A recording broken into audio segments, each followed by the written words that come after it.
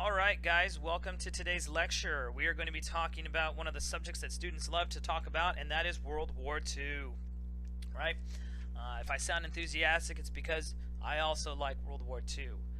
One of the reasons why we spend so much time on it, looking at the causes in the war, and we'll also be taking a look at some war crimes as well. But today we're going to talk about World War II, and there's actually two sections of this. Half of this lecture is going to be talking about the war and its impact on the American home front. In other words, how did the war affect Americans who did not go to war? How did it affect minority groups? How did it affect women? How did it affect the economy? That kind of thing. And so we're going to be talking about that. And then the second half of this lecture, we will talk about some of the battles. I will not be going through each of the battles. We would have to have a class just on World War II to do that. But I will give you a taste of how the war was fought. And for those of you who are really into military history, by all means, dive deeper into your book. Of course, there's obviously tons of stuff written on World War II. But World War II goes from 1941 to 1945. There are two theaters that the war is going to be fought in. The Western theater, or the European theater, where we will fight the fascists and the Nazis, and then the Pacific theater, where we will fight the Japanese. Okay. With that stated, let's just go ahead and dive right into this. Here we go. It says, after the attack on the American naval fleet at Pearl Harbor, the United States was thrust into World War II, and everyday life across the country was dramatically altered, dramatically changed. And this is why I think it's important to talk about the home front, right? Because to neglect talking about the way the war affected the people and society in the United States really means you're overlooking a lot of important changes. Because from World War II, you're going to get to see, right, we're going to have a civil rights movement. There's going to be a women's rights movement, right? And a lot of that can be rooted right into World War II and its impact on the home front, right? And when I say that everyday life across the country was dramatically altered, it was dramatically altered. It was changed. We're going to be talking about that today. It says here that food, gas, and clothing were rationed, and communities conducted scrap metal drives. I mean, this is just some examples of the types of things that are being done. Like World War I, World War II is also a total war, right? Everything is going to be used to fight and defeat the enemy, okay? And it says, furthermore, people in the United States grew increasingly dependent on radio reports for news of the fighting overseas. And while popular entertainment served to demonize the nation's enemies, which we will see a little bit later, it also was viewed as an escapist outlet that allowed Americans brief breaks from war worries. Okay, this is just a general introduction to this topic. So let's move from that and get into some more of the details. Okay. Okay. It says, from the outset of the war, it was clear that enormous quantities of military commodities would be necessary, right? We're going to need airplanes, tanks, warships, rifles, bullets, and other armaments, right? These are going to be essential to beating America's aggressors. It says, U.S. workers played a vital role in the production of these war-related materials, okay? When we're fighting a war, particularly during World War II, it's important to recognize that it's not just the men who are out on the battlefield that are significant, right? It is also the people who are back home building and developing those weapons that those men out on the battlefield are using, right? Now, one of the things that's interesting about World War II is that women cannot go into combat zones, right? They are not permitted to be in the military as, soldiering, right? They're not going to go out and be soldiers. And so what actually happens is you get a lot of women who are going to fill vacant jobs, right?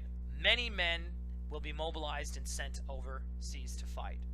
That leaves a lot of traditionally male-held jobs open, and women are going to fill those jobs. It says many of these workers who built these armaments were women.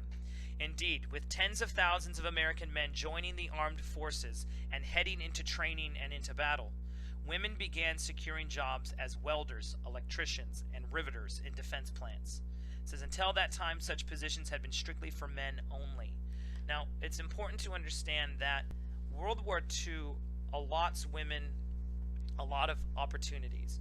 In fact, the percentage of women who are in the workforce will never drop below pre-war numbers. In other words, World War II and the opportunities that women had in gaining traditionally male-dominated jobs meant that when the war came to an end, there would be more women in the American workforce than there had ever been before, even when we consider the fact that many women left the workforce to go home when their husbands returned. Okay, so World War I actually allowed for more women to enter the workforce in U.S. history than there had been at any point in its prior history. Okay, hopefully that makes sense. And it's an incredibly important thing because, following, at least by the latter 60s and 70s, following World War II, right, there is second wave feminism. There is a move for greater women's equality. And I don't think it's a coincidence that that movement occurs after women sort of get this sense that they can do these jobs, which they traditionally been told they could not do. Okay, so with that, let's move on.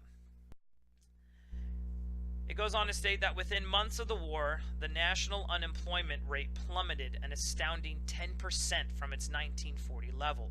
And I mentioned this before, it is World War II that really gets the United States out of the Great Depression. Okay. Moving on, it says war mobilization, or the rapid production of military equipment, vehicles, weapons, and ammunition, along with the fortification of American borders and military bases abroad, coupled with the military draft, this all created a vast labor shortage, right? We need workers. There's too many jobs now and not enough people, and when I mean people, we mean men, to work them. And so now we have to turn to other avenues. It says employers were desperate to fill positions as quickly as possible to meet production demands and needed to hire workers en masse. Positions then had to be opened not simply to the traditional labor force, which would have been men, but also to others. And this included women and minority groups. Okay. Reading from my book, America, A Narrative History, it says, the war marked an important watershed in the status of women. With millions of men going into military service, the demand for labor shook up old prejudices about sex roles in the workplace and in the military. Nearly 200,000 women served in the Women's Auxiliary Corps, known as WAC. We will talk more about this. And the Navy's equivalent, which was called WAVES, which stood for Women Accepted for Volunteer Emergency Service. It says lesser numbers joined the Marine Corps, the Coast Guard, and the Army Air Force. Over 6 million women entered the workforce during the war, which was an increase of more than 50% overall, and in manufacturing, it was an increase of 110%. It says old gender barriers began to fall overnight as women became tool makers, machinists, crane operators, lumberjacks, steve drovers, blacksmiths, and railroad workers. Now, what I don't want you to begin to think was that, immediately gender roles changed, that all of a sudden men who traditionally viewed women as supposed to be domestically, serving, the home, there's still a lot of that around. There are still men who think that a woman's place is the home and they shouldn't be out, doing these other jobs. But the truth of the matter is that, as was true in all of U.S. history, the efforts of women allowed men to do other things that society said they should have been doing. I mean, let's go back to the 1800s, 1700s, right? If women were not cooking and cleaning and rearing the children and making butter and candles and sewing and all the other things that she was supposed to do, then men would have had to have done that work, and they wouldn't have been able to go out to, earn, quote unquote, earn the bread, right? Well, the same thing is true with World War II. If it had not been for the efforts of women, then the number of munitions, planes, guns, tanks, what have you, right? They would, we wouldn't have produced as many of them, and that would have made fighting the war much more difficult. So we have to understand that when we're looking at what women are doing, we are looking at them physically fighting this war, right? Because without their efforts, the men would not have either A, they would not have had guns and tanks to fight with, or two, they would have had to remain behind home. Okay? So it's important for us to recognize the importance of women's labor, both throughout all U.S. history and for this lecture, particularly during World War II. Okay? All right. I will digress a lot during this lecture, so just be ready. Okay? Let's move on. While women worked in a variety of positions previously closed to them during World War II, The aviation industry saw some of the greatest increase in female workers. It says more than 310,000 women worked in the United States aircraft industry in 1943, which made up 65% of the industry's total workforce. And this is compared to just 1% of the total workforce in years before. That's a significant amount of increase. It says the munitions industry also heavily recruited women workers, as illustrated by the U.S. government's Rosie the Riveter campaign. You are probably familiar with Rosie the Riveter. She is a form of propaganda, but an important piece of propaganda that still is with us today, right? Rosie the Riveter is the "we can do it" woman, right? And you still see her around. And she was the sort of poster child, if you will, for the women's needing, there is a need for women to work, right? Rosie is a riveter. Rosie the Riveter is based to a degree on a real person, albeit mostly not. Again, it says here, based in small part on a real-life munitions worker, but primarily a fictitious character. The strong bandana-clad Rosie became one of the most successful recruitment tools in American history, and the most iconic image of working women in World War II era. And one could argue that probably still to this day, right? Now, I think it's important to understand who Rosie the Riveter is. And so I have a film here, so please click on that and watch that in its entirety. The lady in there is going to speak about who Rosie the Riveter was, what it meant to be Rosie the Riveter, figuratively speaking. But she's central to this movement of women into the workforce. The whole "we can do it" idea, I think, stays with women and eventually manifests itself later on. Okay, so take a look at that and then move on to the next slide.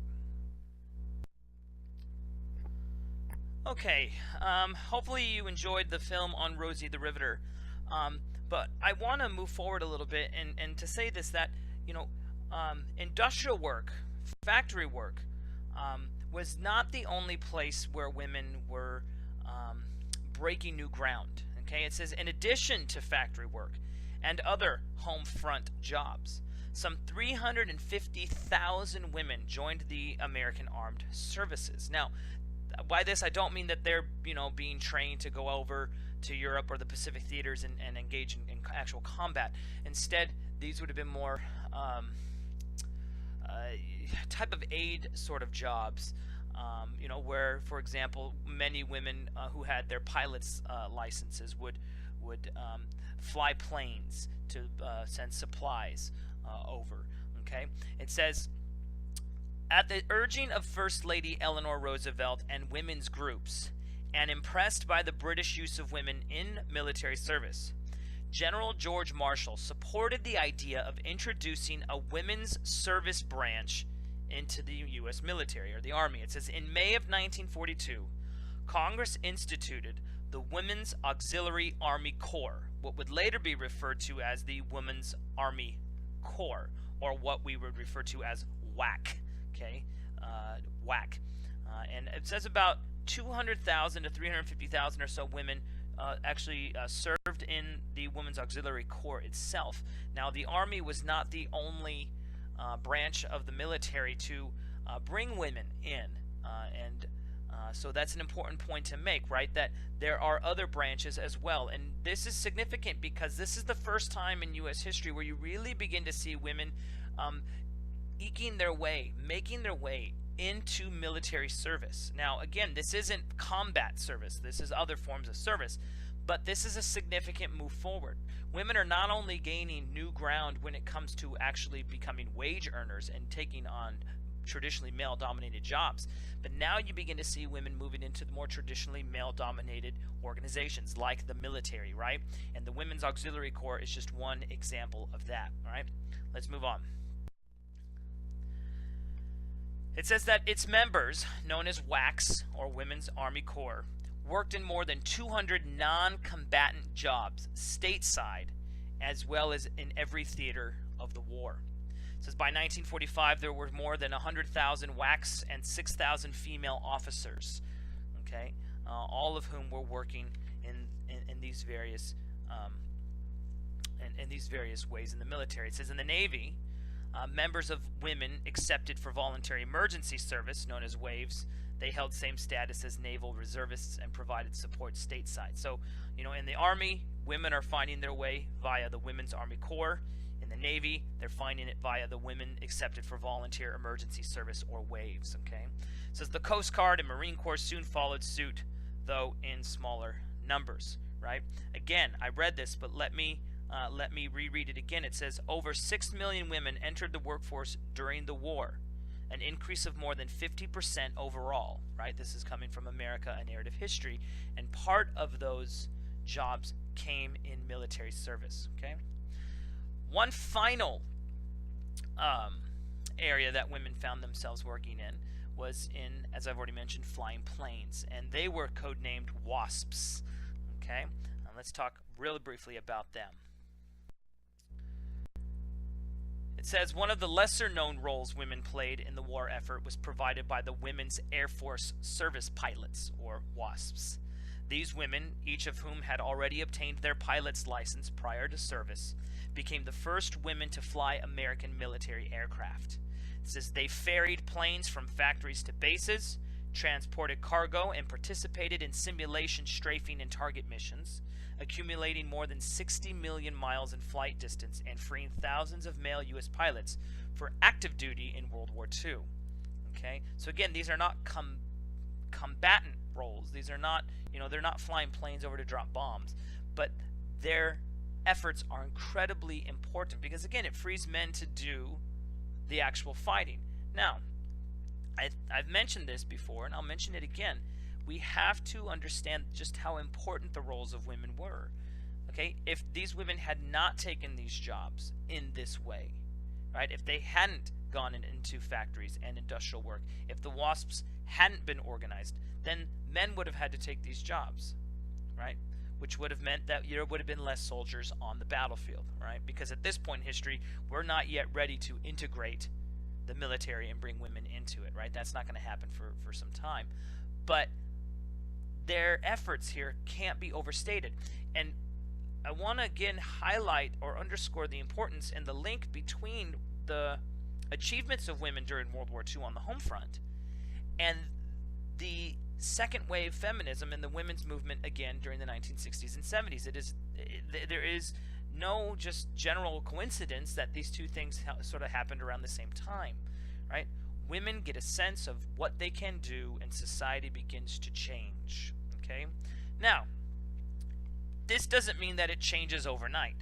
Some of the old attitudes persist. Going back to my book, America, A Narrative History, it says, quote, many men opposed this trend. One disgruntled male legislator asked what would happen to traditional domestic tasks if women flocked to factories. He asked, quote, who will do the cooking, the washing, the mending, the humble, homey tasks to which every woman has devoted herself? Who will rear and nurture the children? And of course, my response to that is, do you have broken arms? Are you incapable of doing this type of work, right? It says many women, however, were eager to get away from the grinding routine of domestic life. One female welder remembered that her wartime job, quote, was the first time I had a chance to get out of the kitchen and work in industry and make a few bucks. This was something I had never dreamed would happen. And it was something that many women did not want to relinquish after the war. Now, the reality is that when the war did come to an end, many women had to return back to their sort of domesticated life. This was particularly true of African American women. And now, we've been talking about women in general, but one of the things we want to make sure that we're very clear about is that the experiences of white women was very different in many ways from African American women and other women as well. Okay, what I want to do is I want to read to you a section of a book called Labor of Love, Labor of Sorrow, Black Women, Work, and the Family from Slavery to the Present, written by Jacqueline Jones. And in her book, she speaks about World War II and the type of work that African American women did. And so let me just sort of highlight this a little bit for you so you can get a sense of, yeah, there are some similarities between the work that white women did, but there's some major differences as well. Jacqueline Jones writes, The booming World War II economy lifted black Americans out of the Great Depression, but recovery could not ensure them either sustained prosperity or political equality. These advances depended on the organized efforts of black working women and men. Prized war industry jobs were open to black women only after national, local civil rights groups pressured employees to engage in fair hiring practices. Okay? And it's important because when we speak about, women's experience during World War II, we have to understand that most of the time when we're talking about the experience of women, we're talking about white women, right? Okay, so this entire time when I'm referring to, all these women are entering the workforce, yeah, they are both black and white and others entering the workforce, but generally speaking, the better paying jobs, the more male-dominated jobs went to white women. African American women were hired later on in the war, and generally they were given jobs that would have already been given to women, right? It says black working women, even members of the Women's Army Auxiliary Corps, remained segregated from their white counterparts, an affront to the ideals professed by the Allies in the international arena of war. It says relatively few black women found work in the industrial sector.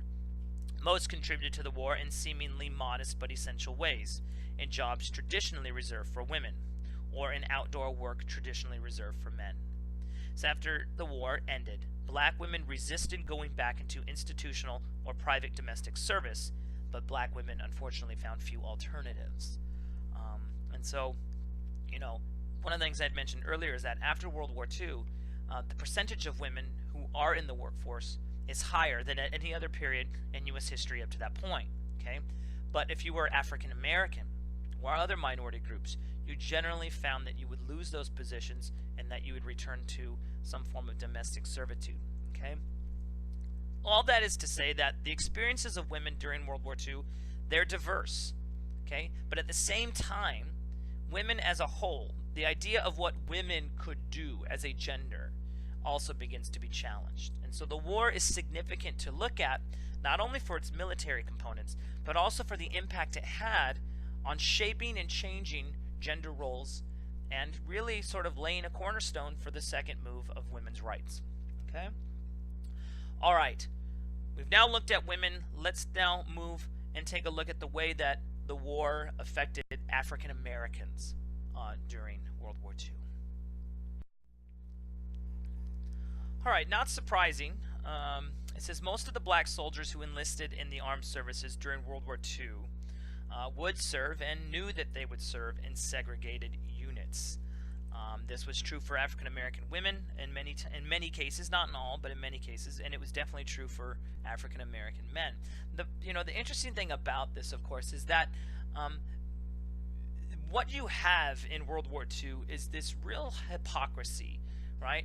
On the one hand, we are fighting fascism, we are fighting Nazism, we are fighting for the freedom of the world, right? We're for free peoples of the world, and yet at the same time, we're fighting for those freedoms with segregated units. We on the home front are denying freedoms in the fullest extent to many groups of people.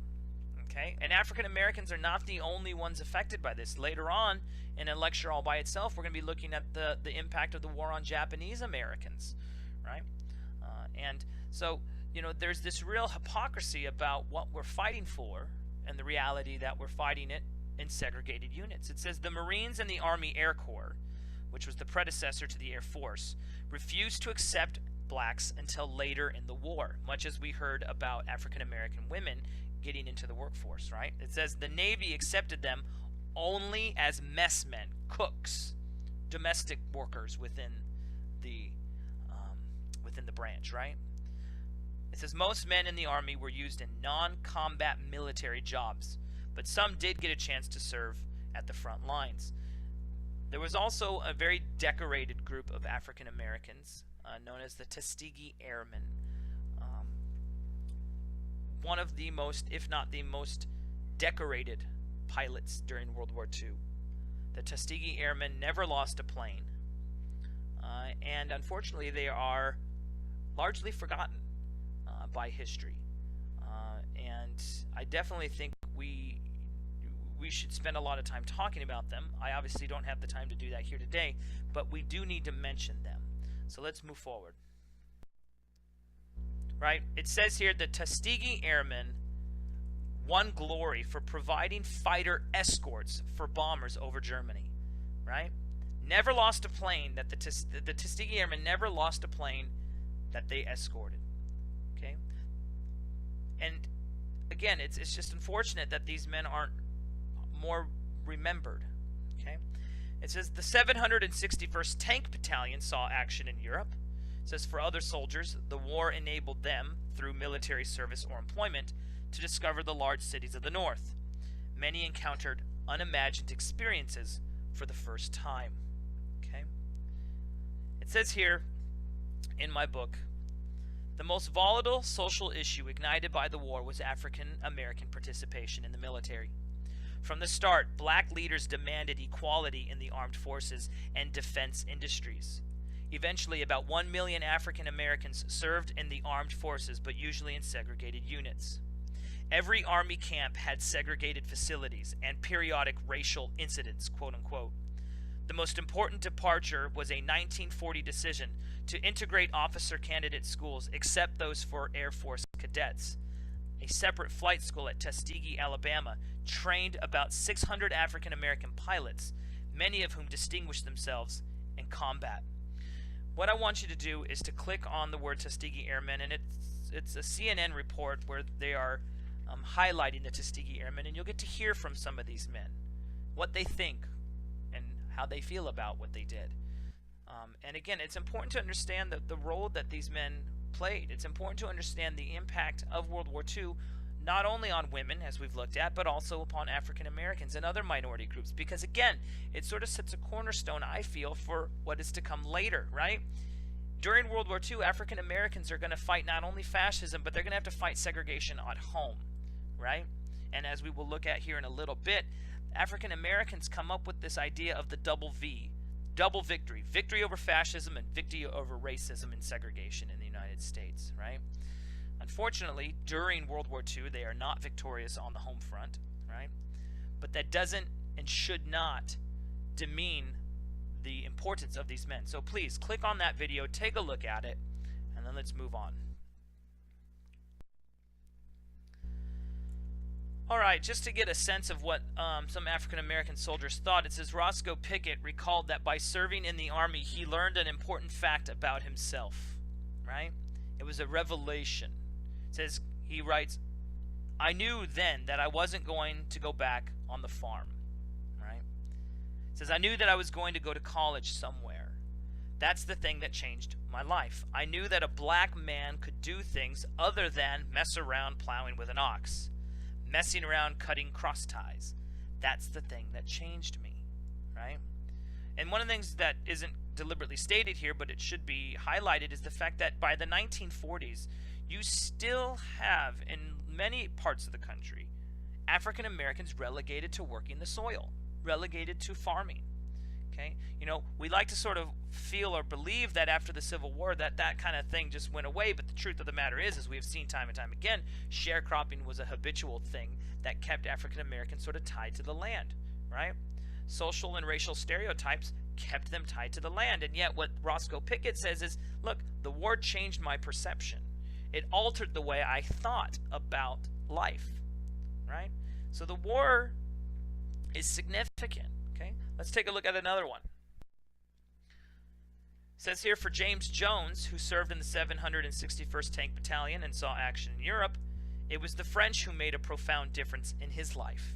And he wrote, the French had a certain kind of openness and warmth that they exhibited towards minorities that was just unexplainable. You wouldn't know you were black when you were in their company. Okay.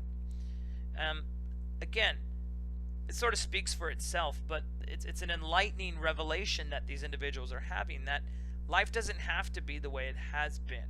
And if it hadn't been for the war, you know, perhaps the civil rights movement would not have, you know, happened as soon as it did.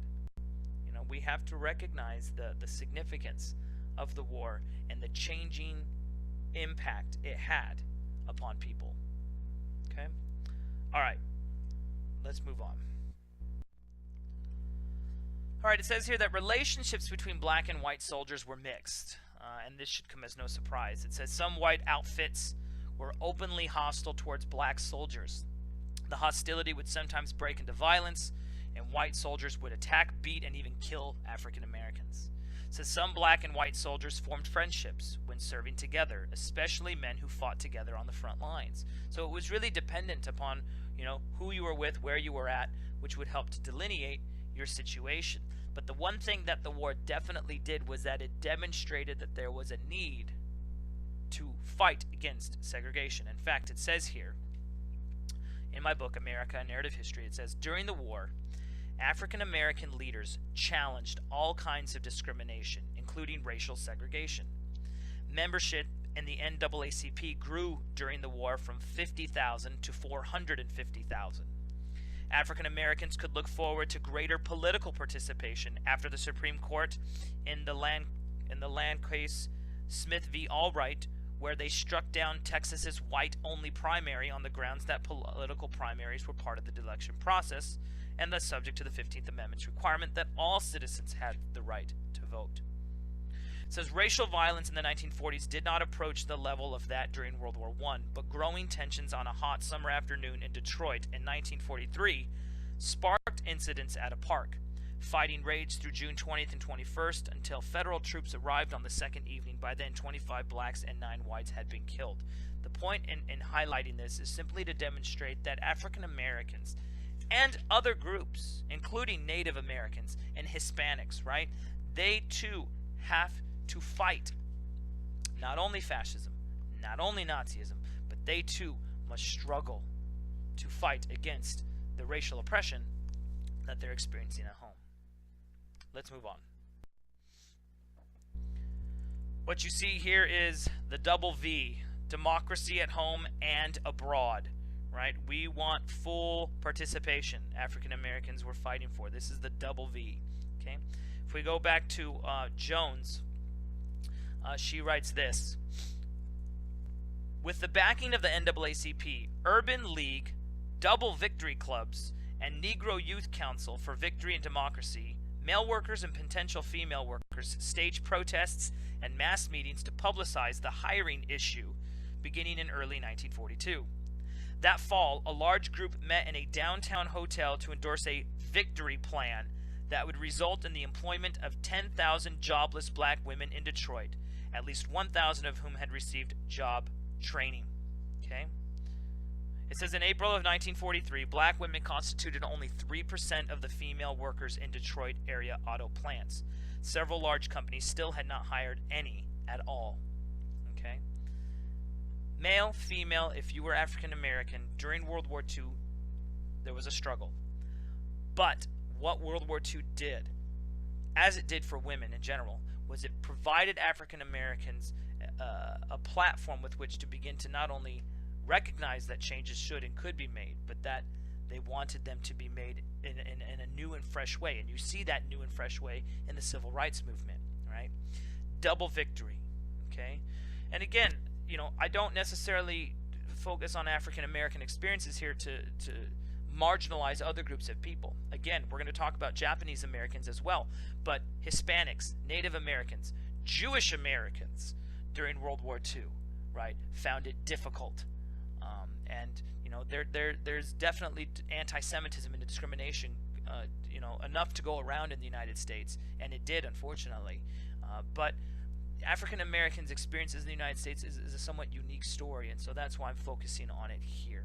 Okay, but the point I'm trying to make, and hopefully I'm not beating this to death, but the point I really want to stress is that World War II on the home front, it's radically changing the lives of people.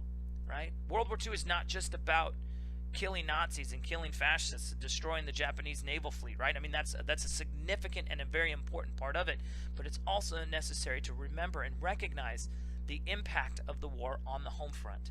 How did it affect African Americans? How did it affect women? How did it affect Japanese Americans? Okay? How did it affect Jewish Americans? What was the role? Right? And that's kind of, to a degree, what I've tried to do here. Okay? Obviously, there's much more we could talk about, but for the sake of time, I am going to stop jumping on this train over and over again, and I will move forward. So, let's go forward.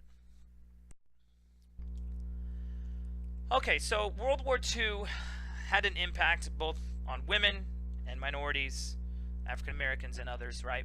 But it also had an impact on the American economy. And it must be understood that World War II had both a positive and a negative impact on the American economy. To be sure, World War II is sort of the central event that gets the United States out of the Great Depression. But it was also an event that cost a lot of money and plummeted the United States into debt. It says wartime mobilization contributed not merely to a temporary respite from the Depression, but planted the seeds for tremendous post-war economic growth. In order to maintain a military large enough and strong enough to fight on two major war fronts, that would be the Pacific Theater and the European Theater, or the Western Theater, right? In order to maintain a military strong enough to fight on these two fronts, the federal government required most manufacturers to halt production of consumer items. Okay, we saw this during World War I, right? This is why we call this a total war, because everything is going to be mobilized to fight the war. Car manufacturers, for instance, were ordered to cease normal operations and instead to assemble armored vehicles to be used on the battlefield, right? Makes sense. Okay, we need guns, we need tanks more than we need cars. But the important thing that I'm trying to make a point here about is this, is that during World War II, because the United States is producing war-related commodities, there are less peacetime commodities to be purchased. You know, there's less vacuum cleaners, there's less toasters, there's less cars, right, that you can purchase because manufacturers aren't making them in any large numbers. So what that means is that Americans in general are not spending as much because there's not as much to spend your money on. All right?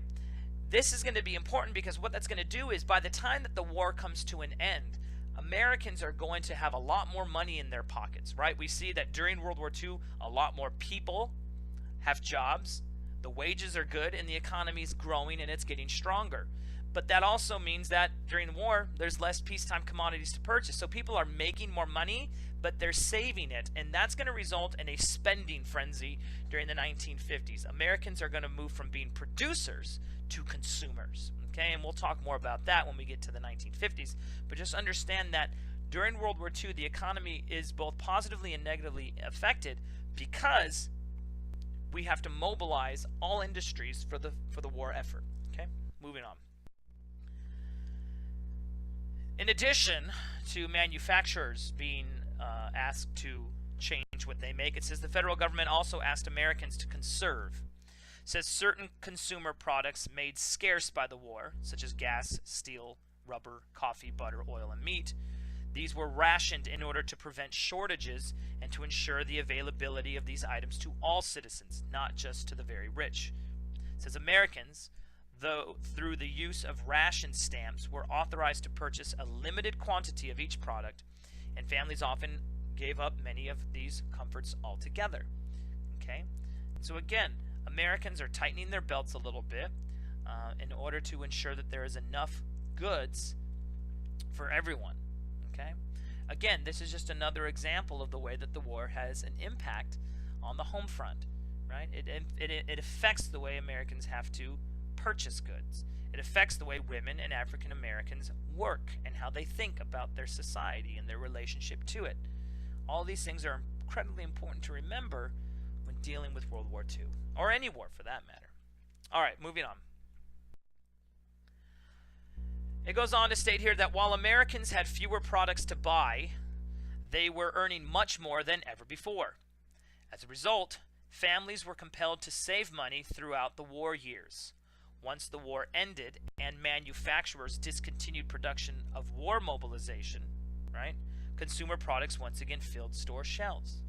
A population buoyed by full employment, rising wages, growing prosperity, and a renewed national confidence began to spread, and therefore Americans began to spend enthusiastically. Now, I'm getting ahead of myself a little bit, but I'm trying to foreshadow what's to come during the 1950s, right? There's going to be a major spending spree that's going to occur because of what went on during World War II. Okay? Peggy Terry wrote this. She wrote, "The war gave a lot of people jobs. It led them to expect more than they had before." Okay? It says new expectations, right? New wages and new options created by World War II Homefront mobilization sparked a post-war economic boom and the most prosperous period in the nation's history, perhaps seconded only by the economic boom of the 1990s. Okay, moving forward. Okay, now, on the one hand, the war did a lot to help the economy, right? It gave a lot of people jobs, prices prices were dropping, wages were increasing, right? And so, individually speaking, the war was very positive. It got us out of the Depression. It was good for the economy, okay? On the other hand, however, war is expensive. And so at the same time that the economy is booming and growing, it's also accumulating a lot of debt. It says, economically speaking, the impact that the war had upon the United States was monumental. This is illustrated by the fact that the gross national product, what we call the GNP, increased from $100 billion in 1940 to over $214 billion in 1945, right? Okay, that's evidence of the fact that the economy is growing. It says, while the war brought about a rising trend to the United States economy, the cost of that war, however, was great. Okay, it says, according to one historian, the figure for total government expenditures was twice as great as the total of all previous federal spending in the history of the Republic. In other words, take every cent that the United States government spent from 1789, when the Constitution was ratified, up to 1941. Take all the money that was spent between those years, add it up, multiply it by 2, and we spent more money in World War II than we did during that time frame. Okay? That's an amazing figure. Okay? It says we spent 10 times the amount on World War II as we did on World War I, and 100 times the amount on World War II as we spent on the Civil War. Okay? Incredibly significant to recognize the impact that this war had on creating debt, because frankly, in order to fight a total war on the magnitude of World War II, you're definitely going to have to you're going to acquire debt in order to pay for it. Okay, all right, let's move on. It says, so as to pay for the war, President Roosevelt wanted to raise taxes across the board. It says, rather than borrow, but Congress, dominated by conservatives, feared increased taxes and only worked with FDR to a limited extent. Okay, taxes, of course, is one way to go about getting what you want. It's not the only way. Okay, but we will see that there will be some taxes done. It says, approved in 1942, Congress passed the Revenue Act, which allotted for an increase of $7 billion in revenue. But this was only half of what the Treasury Department suggested. Moreover, it says, this Revenue Act also greatly broadened the tax structure. Whereas in 1939, only about 4 million people were taxed and filed tax returns, the new act made everyone a taxpayer. So the Revenue Act is incredibly significant because it not only broadens the tax bracket and structure, but it makes everyone a taxpayer. So now everyone's going to be paying into this, right? And it raises about $7 billion. Okay? But that's not enough. So you can tax people, you can change the way the tax structure works, but if that's not going to solve all the problem, then you're going to have to find other ways to acquire the money. Okay? It says, in order to collect additional funds, the government looked to borrow that money, but they didn't want to borrow it from banks. They didn't want to borrow it from foreign nations. Instead, what they wanted to do was to borrow it from the American population, and they do this by selling war bonds. Now, if you're not familiar with what a war bond is, basically this is what it is. The United States government needs money now. So what they're going to do is they're going to sell you a war bond for a certain amount of money. Okay? At the end of the war, what the war bond will allow for you to do is to receive your money back with some interest, right? So you're giving the government money now in order to fight the war, and then they're going to pay you some interest back plus the principal that you gave down, right? Works out well if the government can in fact pay you back at the end of the war. There's been many times when people bought war bonds and the government simply couldn't afford to pay the war bonds back, right? They reaped the benefit of the money now, but they didn't have to pay it back later. But selling war bonds was another way that the government went about collecting revenue from the United States. So it wasn't just through taxes, but it was through war bonds. Now, how do I convince you to buy a war bond? I'm glad you asked. Let's take a look at some war propaganda. Here we go. All right, if we take a look at this picture, what we have here is a swastika, right? And the swastika is steadily encroaching upon the children, right? And the title below says, "Don't let that shadow touch them," right? How can you keep Nazism and fascism, how do you keep this from touching the American shore? How do you keep it from destroying your children? Well, you buy a war bond. Because by buying a war bond, this gives the United States government more money with which to build bullets and guns and grow food that they can then send over to Europe and to the Pacific theaters so that we can fight these enemies, right? And if we buy enough war bonds, then little Johnny can continue to walk with his flag, right, in peace and in freedom, right? Little Susie won't be overwhelmed by Nazism, okay? Little hokey, but it's effective, right? War bonds mean victory. Okay, let's take a look at another. All right, stamp them out. Buy U.S. stamps and bonds. What you have here are the faces of the enemy, right?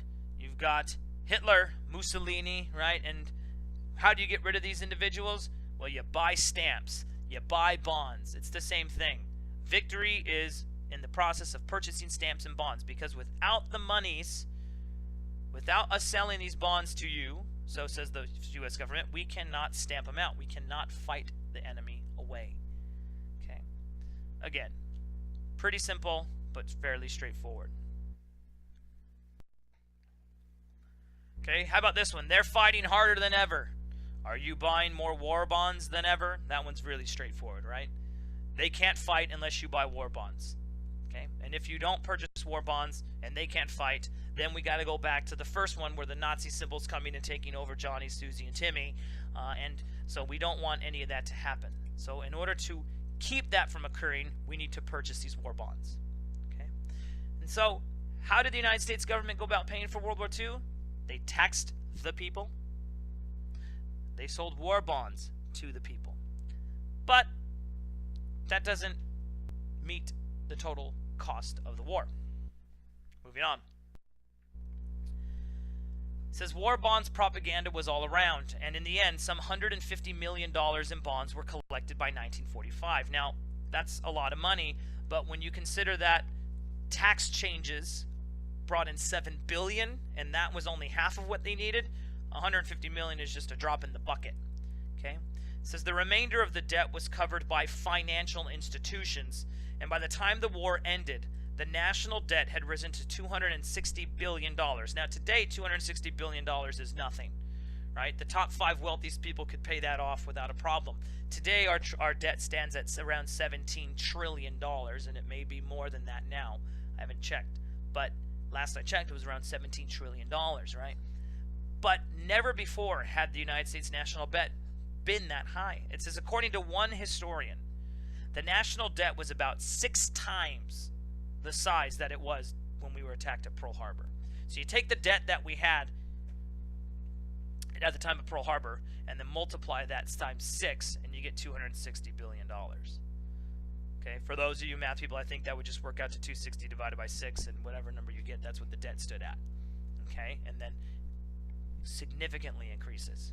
Okay, so the economy is affected by the war, both positively and negatively, right? Okay, both positively and negatively.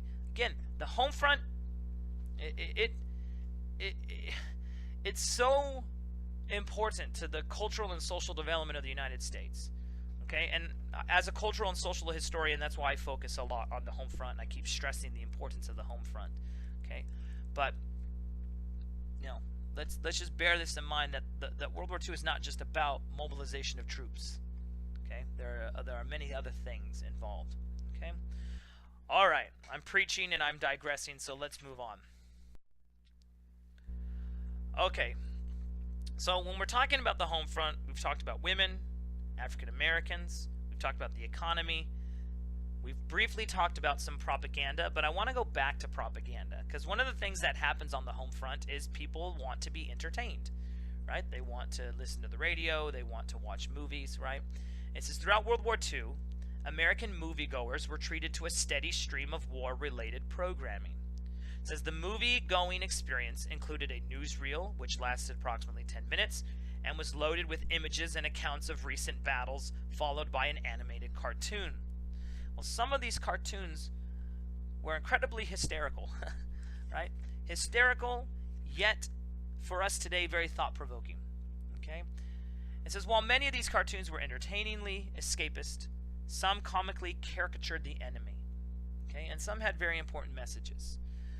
What I want you to do on the next slide is I have 3 cartoons I want you to watch. One is made by Warner Brothers, Daffy Duck, and 2 are made by Walt Disney. One involving Donald Duck, Donald in Nazi Land, or Der Führer's Face, and the other is a more serious one on how one becomes a Nazi. And I want you to take a look at these pieces of propaganda. Assess them. What is it that they're trying to say? Okay? Watch these films, and I'd be interested to get any emails from you guys as to what you think about these films. Okay? Definitely an entertaining thing. So, go on to the next slide, watch those films, and then we'll come back. Alright, real briefly, here are the films. It says some of the titles that people saw were Jabtours, featuring Superman, Der Führer's Face, starring Donald Duck, Confessions of a Nutty Spy with Bugs Bunny, Daffy the Commando with Daffy Duck, and Tokyo Jokio in 1943, as well as one called Education for Death. Okay, then there is a great deal more than just what I have here. This is just a smattering example. Okay, but go ahead and click on these 3. Take a look at them, right? And then again, if you have an opportunity to email me, let me know what you think. All right, enjoy those, and then move on to the next section. Okay, this will complete our section on the home front. The next section we'll look at now war mobilization and the military.